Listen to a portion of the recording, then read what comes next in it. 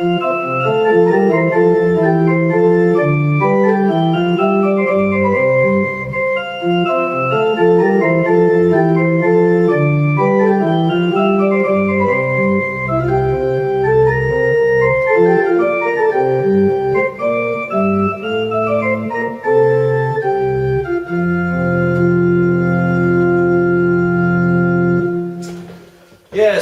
ZombieTactics, a man of many marginal talents, coming at you today, butchering a piece from Johann Sebastian Bach, specifically from one of two notebooks that he put together for his wife, Anna Magdalena, to help her learn her way around the keyboard.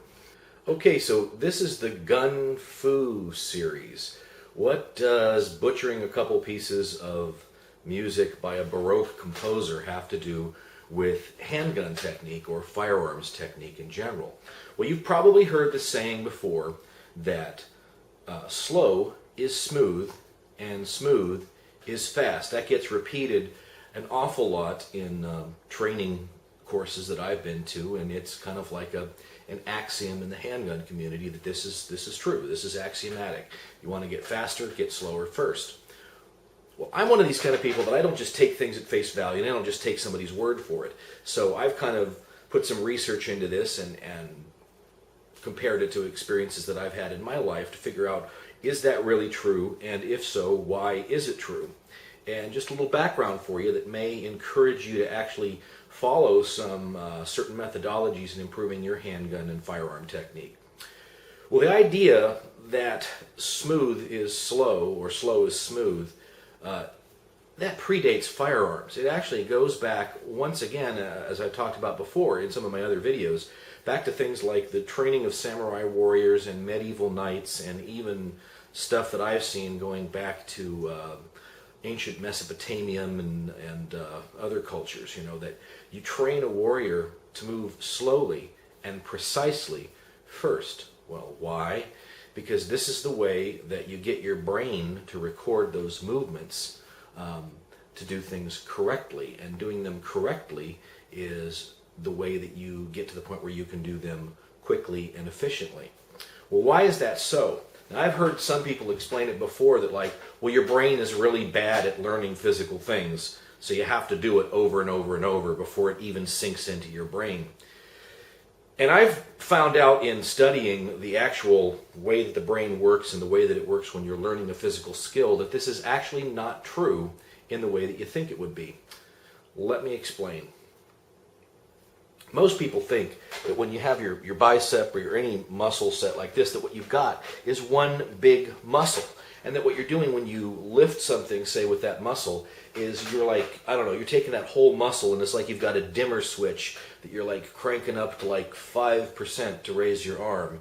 And if you were to put something heavier on there, like a 5-pound weight, well, you'd have to dial it up to then 10%. And if you were going to lift something really, really heavy, well, you'd dial that big muscle up to 90% or 100% or something like that. Believe it or not, that's not the way that it really works. You have not just a big muscle there that gets bigger, you have a bunch of muscle fibers. They number in the thousands, probably the hundreds of thousands, maybe the millions or the billions. Somebody with that kind of a scientific background could perhaps answer that question in the comments for this video. And every one of those little muscle fibers can only do one of two things. It's like a light switch. It either turns on or it turns off. There's a nerve or a nerve bundle associated with those muscles. Every single little nerve fiber that turns it on or off. It's not, well, turn it on by this amount and turn it off, or kind of half on or whatever. No, it's on or off. And when that muscle fiber is turned on, it can only stay on for a certain amount of time. So when you're actually even holding your arm up, you might think, well, I'm just using a little bit of my muscle here, I'm turning it up to 5%. But no, what's happening is your brain is causing a few, relatively speaking, of those muscle fibers to turn on.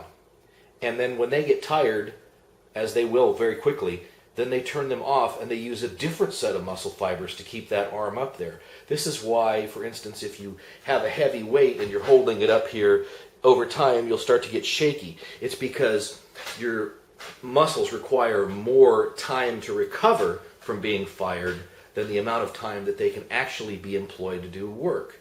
And I've read things that say that it's about 5 to 1. So it takes 5 times as long for them to recover as it does to actually do some work. So if you're lifting a heavy object, your brain or the machinery in between or whatever starts to get confused because it's running out of muscle fibers that haven't been used or that are fresh and ready to be used or have recovered, and it has to find new groups of muscle fibers to do. When you do weight training, what you do is you work your muscles to the point where they're all tired, and you've actually started to break some of them down, and so what your body will do then is it will say, oh, those ones are broken down, we need to repair those, and we need to add some more muscle fibers on top of that. It's not making the muscle bigger, really, it's adding more muscle fibers to that muscle package. Well, how does this affect handgun training or firearms training, you're saying, and this whole idea that slow is smooth and smooth is fast? Well, it turns out that your brain is actually a lot smarter than you think.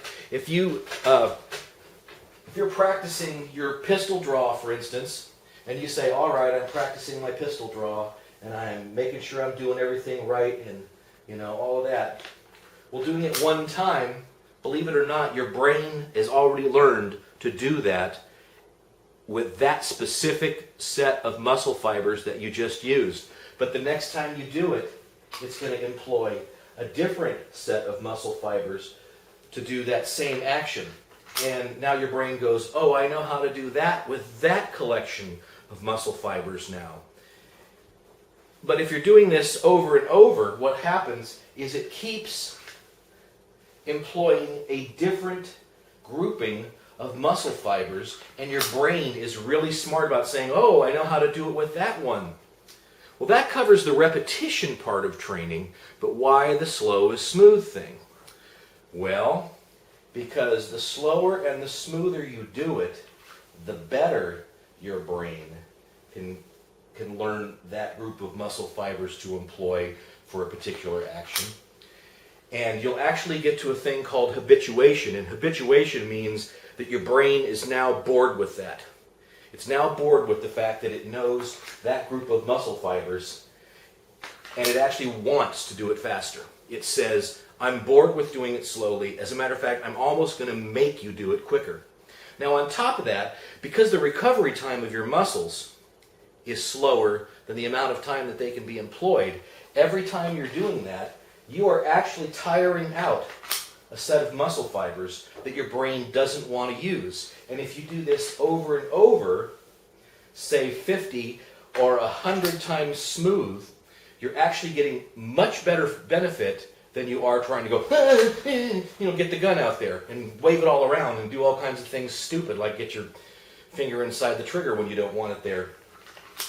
So doing it slowly and smoothly over and over again both gets your body to employ different sets of muscle fibers, and it employs more and more sets of those muscle fibers because those are the ones that are now not tired. So if you sit here and you do this, say 100 times smooth, maybe in front of a video camera or in front of a mirror or something like that where you can observe your technique, that you're getting it correct, you will actually habituate yourself. The brain will start that habituation effect to the point where you can't do it as slow as you did before. As a matter of fact, that piece of music that I played at the beginning, I cannot play that as slowly as I had to begin learning to play it when I first played that piece of music. And this is exactly how it will work with your handgun training. If you will force yourself to do things slowly and smoothly and get your technique as correct as you can, your brain will learn to do it better than trying to go faster and trying to go faster, and automatically you will get to the point where it becomes second nature and you're able to do it much more quickly. That's not my fastest draw. I suppose that's pretty good. Because the point is not just to be fast, the point is to be fast and efficient and do it the right way. A fast draw that ends up with the gun pointed in the wrong direction when you're with your finger on the trigger before it ought to be is not a good thing. But doing it slowly and smoothly and getting it right over and over hundreds of times, employing those different muscle fibers, getting the brain to learn how all of those muscle fibers work together, that's going to advance your speed, your efficiency, your skill, and your accuracy with employing a handgun or any other firearm for self-defense or anti-zombie purposes. That's Zombie Tactics for today with a little bit of GunFu wisdom. Thanks for watching, and we'll see you next time. Bye-bye.